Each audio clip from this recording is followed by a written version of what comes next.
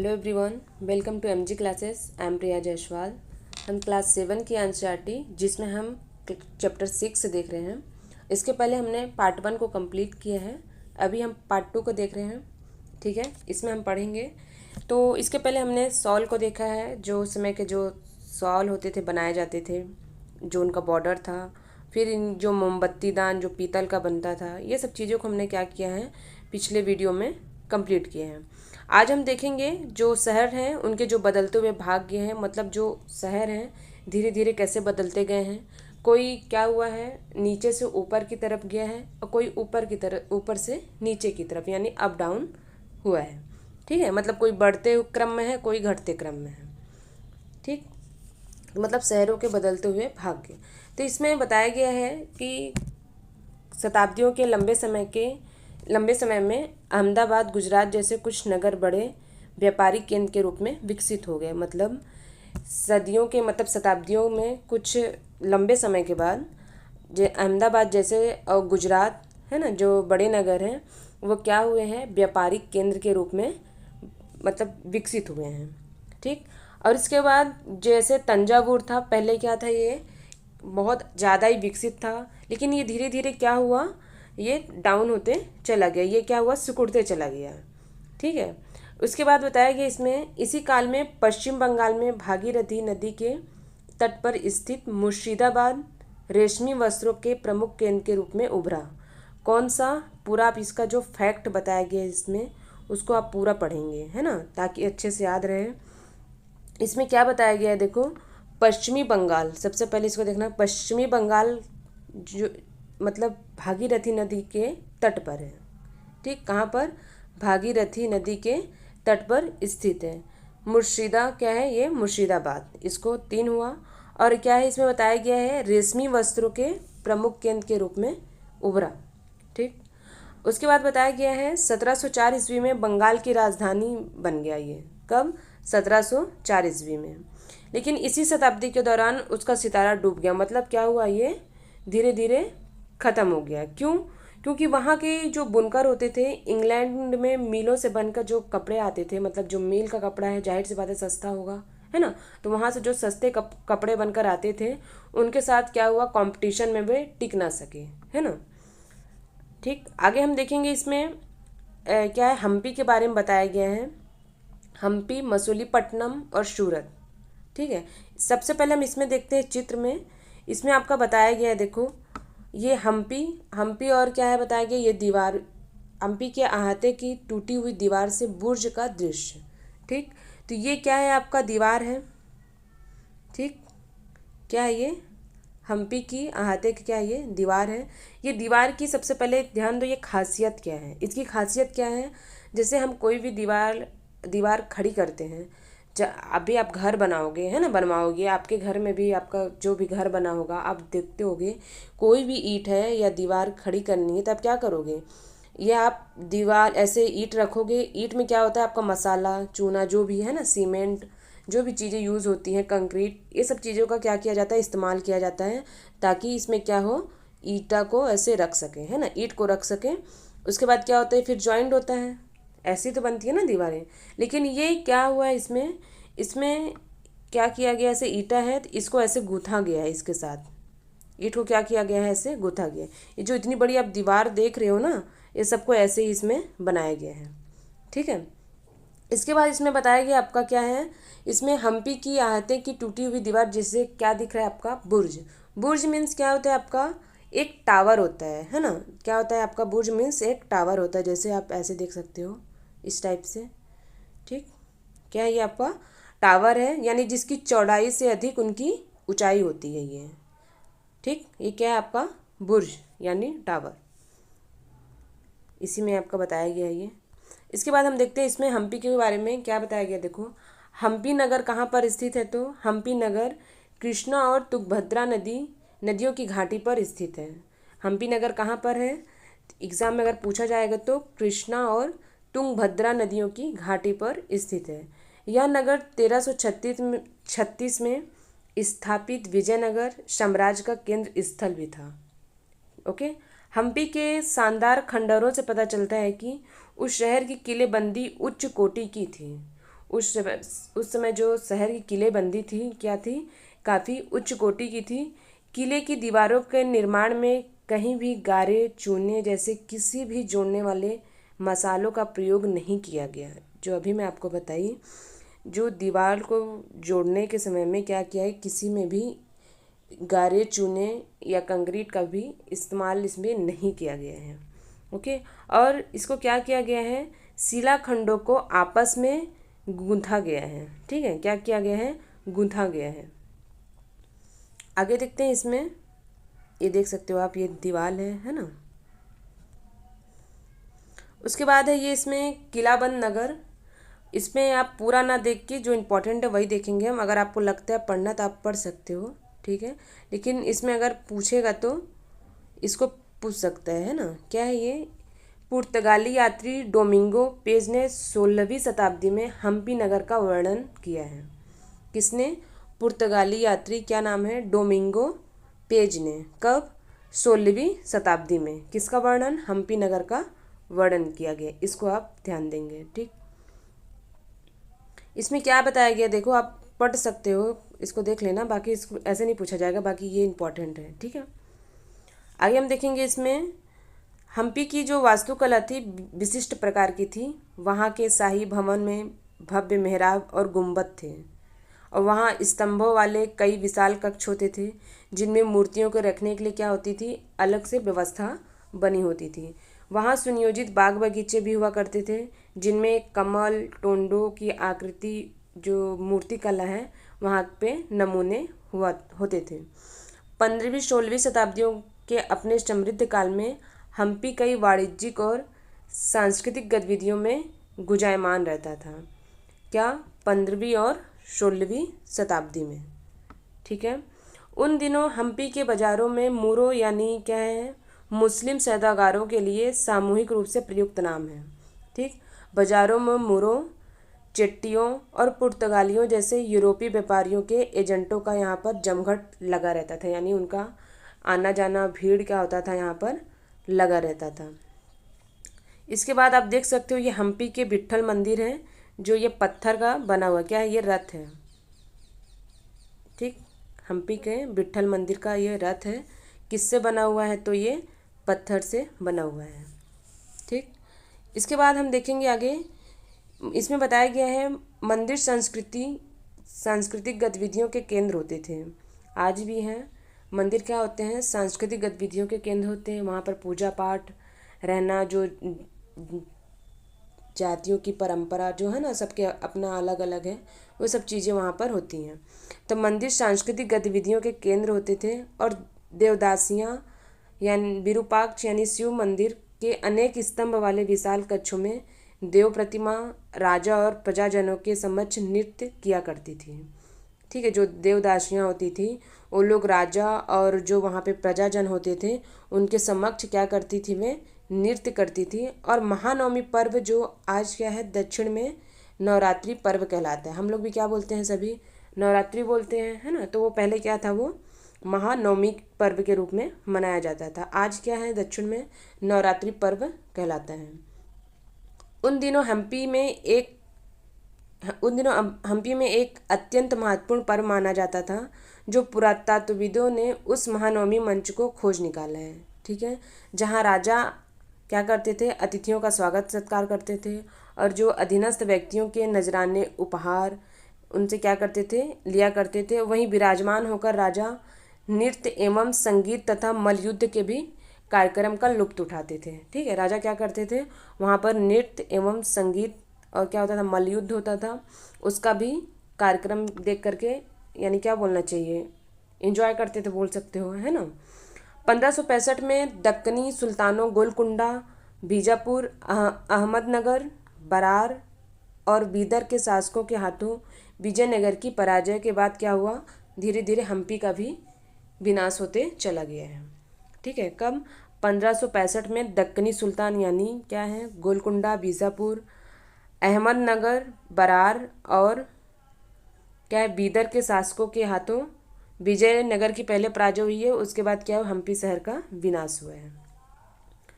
उसके बाद बताया गया है आपका इसमें सूरत के बारे में हम देखेंगे। सूरत के बारे में बताया गया है। मुगल काल में कैम्बे कैम्बे आज के क्या है, ये खंबात है। ठीक है, यानी जो ब्रिटिश राज के समय में एक रियासत हुआ करता था ये। ठीक, जो कैम्बे होता है क्या होता है, ये ब्रिटिश राज के समय में एक रियासत हुआ करता था ये। क्या है, ये मुगल काल में कैम्बे, आज का क्या है, ये खंबात है। और कुछ समय बाद के अहमदाबाद के साथ साथ गुजरात में पश्चिमी व्यापार का भी वाणिज्यिक केंद्र बन गया। ये वाणिज्यिक केंद्र क्या है, सबसे पहले आप इसको समझेंगे। ठीक, वाणिज्यिक केंद्र क्या है, देखो इसमें एक ऐसा स्थान जहां विभिन्न उत्पादन केंद्रों से आने वाला माल खरीदा और बेचा जाता है। यानी एक ऐसा स्थान जहां विभिन्न उत्पादन केंद्र से आने वाले, मतलब जैसे एक जगह है, यहाँ पर से, यहाँ से, इधर से चारों तरफ से आने वाले क्या होते हैं, माल का यहाँ से बेचा जाना, खरीदा जाना, यहीं पे क्या होता है, सब कुछ होता है यहाँ पर। ठीक है, इसको क्या बोला जाता है, वाणिज्यिक केंद्र। ठीक है, उसके बाद इसमें बताया गया है सूरत ओरजमुख की खाड़ी। सूरत ओरमुख की खाड़ी से होकर पश्चिमी एशिया के साथ व्यापार करने के लिए मुख्य द्वार था। क्या बताया गया इसमें, जो सूरत ओरमुख की खाड़ी से होकर पश्चिमी एशिया के साथ व्यापार करने के लिए क्या था, मुख्य द्वार था। सूरत को मक्का का प्रस्थान द्वार भी कहा जाता है। आप इसको याद रखेंगे, सूरत को क्या कहा जाता है, मक्का का प्रस्थान द्वार कहा जाता है। प्रस्थान मतलब क्या होता है, वहाँ से रवाना होना या फिर उस जगह को छोड़ना, है ना, उसको क्या बोला जाता है, प्रस्थान बोला जाता है। तो क्योंकि बहुत से हज यात्री जहाज़ से यहीं से क्या करते थे, रवाना होते थे, इसीलिए इसको क्या बोला जाता है, सूरत को मक्का का प्रस्थान द्वार। अगर एग्ज़ाम में पूछा जाए मक्का का प्रस्थान द्वार किसे कहा जाता है, तो क्या है, सूरत। सूरत एक सर्वदेशी नगर था। सर्वदेशी नगर जैसे जातियों और धर्मों के लोग रहते थे वहाँ पर। कई जातियों, यानी एक ही जाति नहीं, कई जातियों के लोग वहाँ पर रहते थे, और जो धर्म थे सबके अलग अलग होते, वो भी वहाँ पर रहते थे। 17वीं शताब्दी में वहाँ पुर्तगालियों, डचों और अंग्रेज़ों के कारखाने एवं माल गोदाम थे। कब, 17वीं शताब्दी में। अंग्रेज इतिहासकार ओविंगटन ने 1689 यानी 1689 में सूरत बंदरगाह का वर्णन करते हुए लिखा है कि किसी भी एक वक्त पर भिन्न भिन्न देशों के औसतन 100 जहाज इस बंदरगाह पर लंगर डाले खड़े रहते थे। मतलब वहाँ पर क्या होता था, बहुत सारे जहाज का आना जाना होता था, वहाँ पर क्या होते थे, खड़े रहते थे। सूरत में एक ऐसी अनेक दुकानें थी जो क्या होती थी, सूती कपड़ा थोक और फुटकर कीमतों पर बेची जाती थी। सूरत के वस्त्र अपने सुनहरे गोटा, किनारियों, जरी के लिए क्या होते थे, ये लोग काफ़ी ज़्यादा प्रसिद्ध थे। सूरत में क्या होता था, वहाँ पर जो उनके सुनहरे गोटा होता था, है ना, जो साड़ियों में लगाया जाता है, तो उसमें क्या होता था, गोटा होता था, किनारी होती थी, उसके लिए क्या था, बहुत ज़्यादा फेमस थे। उनके लिए पश्चिमी एशिया, अफ्रीका और यूरोप में बाज़ार उपलब्ध थे। ठीक है, कहाँ पर, पश्चिमी एशिया, अफ्रीका और यूरोप में। राज्य ने विश्व के सभी भागों से नगर में आने वाले लोगों की आवश्यकताओं को पूरा करने के लिए अनेक वहाँ पर विश्राम गृह बनाए थे। वहाँ पर भव्य भवन, असंख्य मनोरंजक स्थल होते थे। सूरत में कठियावाड़ी सेठों, महाजनों की जो बड़ी बड़ी शाहूकारी कंपनियां थी वहाँ पर। और इसमें बताया गया है सूरत से जारी की गई हुंडियों को दूर दूर तक मिस्र में काहिरा, इराक में बसरा और बेल्जियम में एंटवर्प के बाज़ारों में मान्यता प्राप्त थी। ठीक है, क्या बताया गया इसमें, जो सूरत से जारी की गई हुंडी थी वो क्या थी, दूर दूर तक, यानी मिस्र में काहिरा, इराक, बसरा और बेल्जियम एवं एंटवर्प के बाज़ारों में मान्यता प्राप्त थी। यानी हुंडी क्या है, सबसे पहले आप इसको समझो, है ना। हुंडी क्या होती है, एक ऐसा दस्तावेज होता है, जैसे आपका ये क्या है, एक दस्तावेज होता है कि एक व्यक्ति द्वारा जमा की गई राशि या जो रकम होता है, इसके माध्यम से क्या कर सकते हैं, उसको निकाल सकते हैं। ठीक है, तो ये क्या होती है, आपकी हुंडी है। आप क्या किए, वहाँ पर राशि जमा की हो, तो ये आपका जो दस्तावेज है, इसके माध्यम से आप कहीं पर भी जाकर वह राशि को आप निकाल सकते हो। वही बताया गया यहाँ पर, मिस्र में काहिरा, इराक, बसरा और बेल्जियम एवं एंटवर्प पर बाज़ारों में यहाँ पर मान्यता प्राप्त थी। ठीक है, उसके बाद बताया गया है 17वीं शताब्दी के अंतिम वर्षों में सूरत का भी यहाँ पर अधःपतन हुआ है और इसके कई कारण थे। मुगल साम्राज्य के पतन के कारण बाजार थे। सबसे पहले क्या था, बाजार में उत्पादकता की हानि। उसके बाद क्या है, इसमें पुर्तगालियों द्वारा समुद्री मार्गों पर नियंत्रण।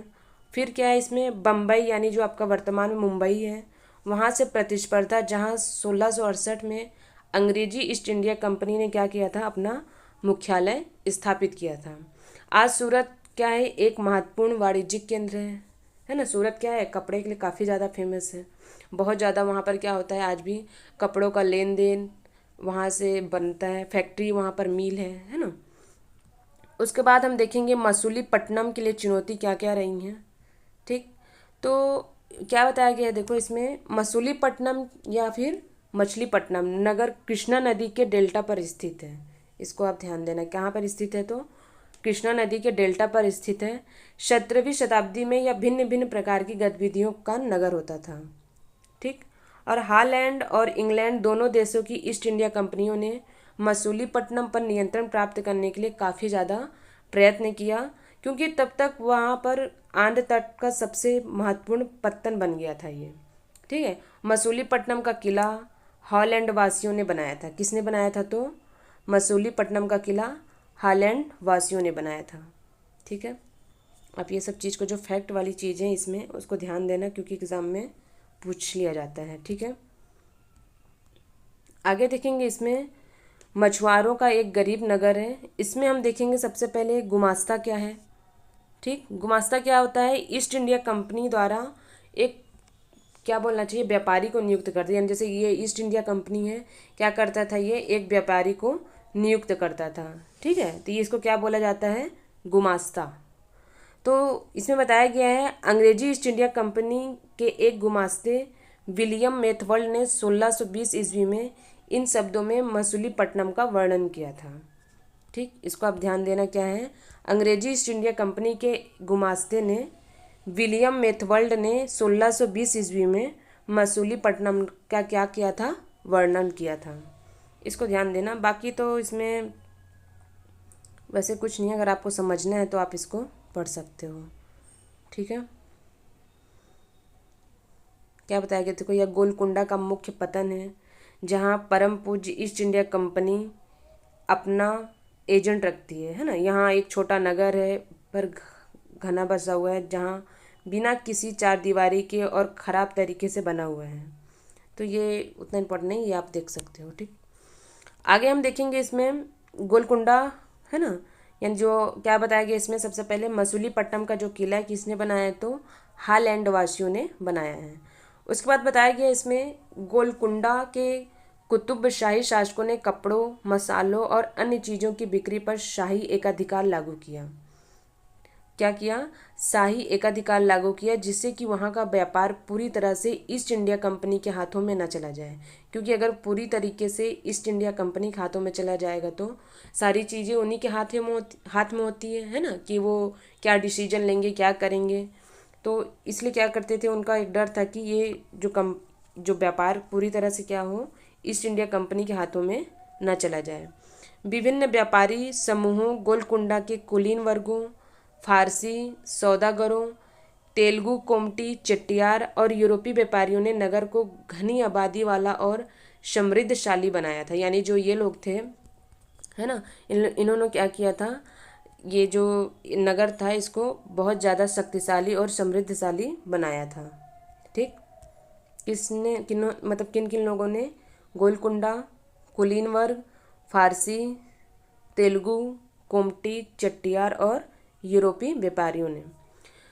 जब मुगलों ने गोलकुंडा तक अपनी शक्ति बढ़ा ली तो उनके प्रतिनिधि जो सूबेदार मीर जुमला ने, जो कि स्वयं एक क्या थे, सौदागर थे, उन्होंने हॉलैंड वासियों और अंग्रेजों को आपस में क्या किया, भिड़ाना शुरू कर दिया।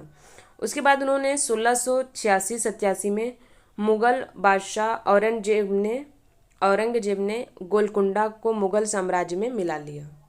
ठीक है, कब, 1686 से 1687 में। अब यूरोपीय कंपनियों के सामने अन्य विकल्प ढूंढने में क्या होती गई, समस्या आ खड़ी हुई थी, क्योंकि कंपनी की नई नीति के अंतर्गत केवल इतना ही पर्याप्त नहीं था कि पत्तन भीतरी प्रदेश के उत्पादन केंद्रों के साथ संबंध बनाए रखे, बल्कि क्या था, इस बात की भी आवश्यकता महसूस हो गई कि कंपनी के नए केंद्र एक साथ राजनीतिक और प्रशासनिक वाणिज्यिक भूमिकाएं भी क्या करें, एक साथ अदा करें। ठीक है। जब कंपनी के व्यापारी बम्बई यानी वर्तमान में क्या आपका मुंबई, फिर कोलकाता यानी वर्तमान का आपका कोलकाता है, और मद्रास यानी वर्तमान में आपका क्या है, ये चेन्नई, ये लोग क्या हुए जब चले गए इस शहर में, यानी बॉम्बे बॉम्बे कोलकाता और आपका वर्तमान जो चेन्नई है, ये जो व्यापारी हैं कंपनी के जब यहाँ पर चले गए तो मसूलीपट्टनम अपने व्यापार और समृद्ध दोनों को ही खो बैठा, है ना। यानी जो व्यापारी थे अच्छे खासे, जब ये लोग मतलब क्या बोलना चाहिए, दूर दूर शहर में यानी अलग अलग शहर में बस गए तो क्या हुआ, उनका क्या बोलना चाहिए, पतन हो गया। ठीक है। और उसके बाद क्या है, इसमें उसका अधा पतन हो गया और आज वह एक छोटे से जीर्ण शीर्ण नगर के रूप में वहाँ पर वे रहते हैं। यानी अगर आप देखोगे तो अभी क्या है, 18वीं शताब्दी के दौरान उनका भी क्या हुआ, आधा पतन हुआ और वहाँ क्या है, वे जीर्ण शीर्ण यानी नगर से एक छोटे नगर के रूप में क्या है वहाँ पर दिखाई पड़ते हैं। नए नगर और व्यापारी देखेंगे, जो नया नगर है और जो व्यापारी हैं वह किस तरीके से रहे हैं, है ना। जिसमें बताया गया है 16वीं और 17वीं शताब्दियों में यूरोप के देश व्यापारिक उद्देश्यों से मसालों और कपड़ों की तलाश में लगे हुए थे। ठीक, जो 16वीं शताब्दी और 17वीं शताब्दियों में यूरोप के देश व्यापारिक उद्देश्यों से मसालों और कपड़ों की तलाश में लगे हुए थे, जो यूरोप और पश्चिमी एशिया दोनों जगह लोकप्रिय थे। कहाँ कहाँ पर, यूरोप और पश्चिमी एशिया में दोनों जगह पर काफ़ी लोकप्रिय थे। अंग्रेजों, हॉलैंड वासियों और फ्रांसीसियों ने पूर्व में अपनी वाणिज्यिक गतिविधियों का क्या किया है, विस्तार करने के लिए अपनी अपनी ईस्ट इंडिया कंपनी बनाई है। ठीक है, क्या किए लोग, अपनी अपनी ईस्ट इंडिया कंपनी बनाई। प्रारंभ में तो मुल्ला अब्दुल गफूर और वीरजी वोहरा जैसे कई बड़े भारतीय व्यापारियों ने भी, जिनके पास क्या होती थी, बड़ी संख्या में जहाज होते थे, उनका मुकाबला किया। ठीक है, जो उसमें क्या होते, जो जिनके पास जहाज होता था, है ना, उनके पास क्या किया, उनसे मुकाबला किया। किंतु यूरोपीय कंपनियों ने समुद्री व्यापार पर अपना नियंत्रण स्थापित करने के लिए नौशक्ति का प्रयोग किया। ठीक है, क्या किया उन लोगों ने, नौशक्ति का प्रयोग किया और भारतीय व्यापारियों को एजेंट के रूप में कार्य करने के लिए मजबूर यानी बाध्य कर दिया। ठीक है, क्या किया उन्होंने, अपने अंडर में रखा और फिर धीरे धीरे अंग्रेज उपमहाद्वीप में सर्वाधिक सफल वाणिज्यिक एवं राजनीतिक शक्ति के रूप में उभरने लगे। उसके बाद इसमें देखो, वस्त्रों जैसी वस्तुओं की मांग भी तेज़ी से आने लगी। उसमें अधिकाधिक लोगों ने कताई, बुनाई, धुलाई, रंगाई आदि का धंधा अपनाया था। जाहिर सी बात है, जिस चीज़ की डिमांड होगी, अब वहाँ पर क्या होगा, उस चीज़ का कार्य भी वहाँ पर बढ़ेगा, तो लोग क्या करेंगे, वही वहाँ पर काम करेंगे। तो वही बताया गया यहाँ पर, वस्त्रों जैसी वस्तुओं की मांग तेज़ी से आ जाने से अधिक लोग क्या किए, कताई, बुनाई, धुलाई, रंगाई क्या किए, इस सब चीज़ों का धंधा अपनाया। इससे इन शिल्पों का बहुत ज़्यादा विस्तार हुआ और भारतीय वस्त्रों के रूप में डिज़ाइन अधिक से अधिक परिष्कृत हुए, है ना।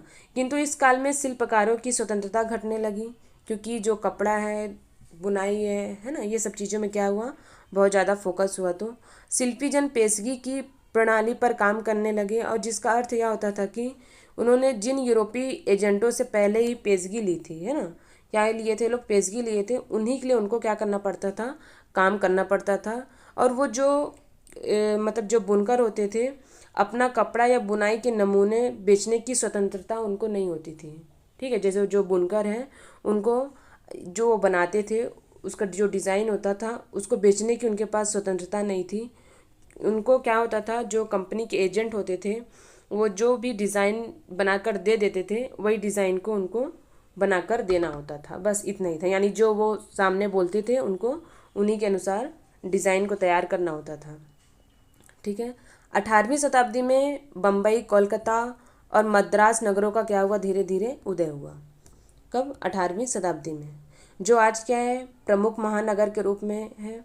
शिल्प और वाणिज्य में बड़े बड़े परिवर्तन भी आए, जब बुनकर जैसे कारीगर सौदागर यूरोपीय कंपनियों द्वारा इन नए नगरों में स्थापित हुए। ठीक है, जब ये नए नगरों में स्थापित हुए तो क्या हुआ, ब्लैक टाउन्स भी स्थानांतरित हो गए। ठीक है, किसमें, ब्लैक टाउन्स में। तो ये ब्लैक टाउन्स क्या होता है, जैसे भारतीय किलेवन क्षेत्र के बाहर जिस भाग में रहते थे उसे ब्लैक टाउन कहा गया है। ठीक है, क्या बोला गया, भारतीय किलेवन क्षेत्र, एक यानी जो भारतीय किला होता है उस क्षेत्र के बाहर जिस भाग में रहते थे उसे ब्लैक टाउन बोला जाता था। ठीक है, उसको क्या कर दिया जाता था, हर एक चीज़ के लिए सीमित करते थे। जबकि गोरे शासकों के लिए क्या होता था, मद्रास में फोर्ट सेंट जॉर्ज और कलकत्ता में फोर्ट सेंट विलियम की शानदार क्या होती थी, कोठियाँ होती थी। ठीक है, उनके लिए बड़े बड़े आवास होते थे। और 18वीं शताब्दी में शिल्प कलाओं तथा वाणिज्य की कहानियों को हम क्या करेंगे, इसमें बताया गया, आगे पढ़ेंगे। मतलब आगे के चैप्टर में आप क्या करोगे इसमें देखोगे। ठीक, इसमें आप इसको आप ध्यान देना है ब्लैक टाउन्स को लेकर। ठीक, जो गोरे होते थे उनके लिए अच्छी आलीशान कोठियाँ होती थी, और जो सौदागर होते यूरोपीय कंपनियों द्वारा क्या करते थे लोग, यहाँ जो कारीगर थे उनको नए नगरों में स्थापित करते थे। इसको क्या बोला गया है, ब्लैक टाउन्स। इसको आप याद रखोगे। ठीक है, आप इसमें देखो, प्रारंभिक 19वीं शताब्दी में बम्बई की एक सड़क इसमें बताया गया है। देखो, ये तो आप नगर व्यापारी और शिल्पी जन हैं, है ना, आप देख सकते हो उस समय का जो नगर हुआ करता था, जो व्यापार होता था, है ना, आप इसमें देख सकते हो। आगे हम देखेंगे इसमें वास्को डी गामा और क्रिस्टोफर कोलंबस, है ना, इनके बारे में हम देखेंगे। इनमें कुछ कुछ चीज़ें हैं जो काफ़ी ज़्यादा इंपॉर्टेंट हैं, जो पूछ लिया जाता है एग्ज़ाम में, क्योंकि इसमें पूछा जाता है। ठीक है, तो इसमें हम देखेंगे 15वीं शताब्दी में यूरोपीय नाविकों द्वारा समुद्र मार्ग खोजने के मतलब काफ़ी ज़्यादा प्रयास किए गए। उनमें से अनेक नाविक यानी भारतीय उपमहाद्वीप तक पहुंचने का भी क्या किए लोग, मार्ग खोजे। और मसाले प्राप्त करने के लिए इच्छा से ये लोग क्या थे, प्रेरित थे। यानी जो ये लोग मार्ग खोजे थे, क्यों खोजे थे, तो मसाले खोजने के लिए। ठीक है, पुर्तगालियों नाविक वास्को डी गामा अटलांटिक महासागर के साथ साथ ये लोग क्या किए, यात्रा करते हुए केप ऑफ गुड होकर वहाँ से निकलकर हिंद महासागर पार करके पहुँचा। ठीक है, कहाँ पर पहुँचा, तो भारत पहुँचे। तो यहाँ पर क्या बताया गया, देखो, पुर्तगाली नाविक वास्को डी गामा अटलांटिक महासागर के साथ साथ यात्रा करते हुए केप ऑफ गुड होप से निकलकर हिंद महासागर को पार करते हुए भारत पहुँचे। ठीक है, उसे अपनी पहली यात्रा को पूरा करने में कितना वर्ष लगा था, तो 1 वर्ष से अधिक समय लगा। ठीक, कितना वर्ष, 1 वर्ष से अधिक समय लगा। वह 1498 में कालीकट पहुंचा और अगले वर्ष पुर्तगाल की राजधानी लिस्बन लौट गया वो। ठीक है, इसमें जो यात्रा उनका बताया गया है, 1498 में कालीकट पहुँचे, उसके बाद अगले वर्ष पुर्तगाल की राजधानी लिस्बन लौट गए। इस समुद्री यात्रा के दौरान उसके 4 में से 2 जहाज़ भी क्या हुए, नष्ट हुए, और उसमें जो कुछ यात्री थे वो भी घायल हुए, कुछ जीवित थे, कुछ क्या हुए, मृत हो गए। उसके बाद इन सब खतरों के बावजूद भी ये क्या किए, यहाँ पर धीरे धीरे वे हॉलैंड वासियों और फ्रांसीसी नाविकों ने भी क्या है, ये सब चीज़ों का अनुसरण करते हुए आगे बढ़ते चले गए। भारत पहुँचने के लिए समुद्री मार्गों की खोज का एक अलग से परिणाम निकाले लोग, जिसकी किसी को भी आशा नहीं थी, है ना। यानी आप सोच सकते हो क्या किए, ये इटली वासी क्रिस्टोफर कोलंबस ने भारत पहुंचने का मार्ग खोजने के लिए क्या किया था, उन्होंने अटलांटिक महासागर को पार करके पश्चिम की यात्रा करने का निश्चय किया। ठीक, अटलांटिक महासागर को पार करते हुए क्या किया, उन्होंने पश्चिम की यात्रा करने का निर्णय लिया। ठीक, इनका मानना यह था कि पृथ्वी तो गोल है ना, तो पृथ्वी गोल है, इसलिए वह पश्चिम की ओर से भारत पहुंच सकते हैं। आप अगर मैप देखोगे, आपका एटलस उठाकर देखोगे तो, है ना, तो समझ में आएगी आपको ये सब चीज़ें। तो उनका क्या मानना था कि पृथ्वी तो गोल है, इसलिए वह पश्चिम की ओर से भारत पहुंच सकते हैं। तो वह क्या किए, 1492 में वेस्ट इंडीज के तट पर पहुँचे। यानी जो वेस्ट इंडीज़ भी है, जो नाम पड़ा है, इसी से मतलब भ्रांति से प्रेरित है। मतलब क्या था, अटलांटिक महासागर से वे पश्चिमी यात्रा किए, इसलिए इसको क्या बोला जाता है, वेस्ट इंडीज। ठीक है। इसके पीछे स्पेन पुर्तगाल के नाविक और विजेता भी वहाँ आते रहे और उन्होंने मध्य और दक्षिणी अमेरिका के बड़े बड़े भागों को अपने कब्जे में कर लिया और अक्सर उन प्रदेशों के पहले भी जो वाली बस्तियाँ थी उसको भी नष्ट किया।